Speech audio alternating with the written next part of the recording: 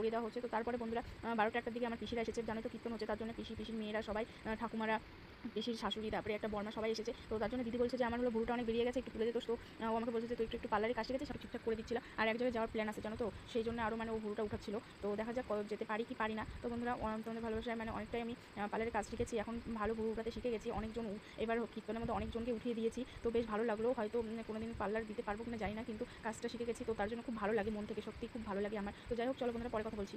শুভ সন্ধ্যা বন্ধুরা। সন্ধ্যাবেলায় দেখো বললাম না এক জায়গায় যাওয়ার প্ল্যান আছে, তো এই দেখো চলে আসলাম। বুঝতে পারছো কোথায় এসেছি? এটা কোথায় বলো তো? এটা সেই হচ্ছে 22 মেলা। এখন হচ্ছে ভাঙ্গা মেলা চলছে। তো দেখো বেশি দোকানপাট নেই, শুধু মানে কয়েকটা দোকান আছে। এসেছি আর এই দেখো আমি আর ছেলে যে সামনের দিক দিয়ে হেঁটে যাচ্ছি, আর দিদি একটু মানে ভিডিও করে দিচ্ছিল। আর এই যে এখানে দাঁড়িয়ে থেকে থেকে থেকে তো দুজন মানে এই গাড়িতে উঠানোর জন্য ছেলেদেরকে অনেকক্ষণ ধরে বলছিলাম। তো ফাইনালি এই যে ছেলে উঠলো। তো ও তো উঠতে চায়নি, এর আগের বার দেখেছিল উঠতে চাচ্ছিল না। তো এবার জোর করে ওকে গাড়িতে বসিয়ে দিলাম। পরে হচ্ছে দিদির মেয়েকেও বললাম যে ও তো একদমই উঠবে না, ছেলে যে উঠেছে।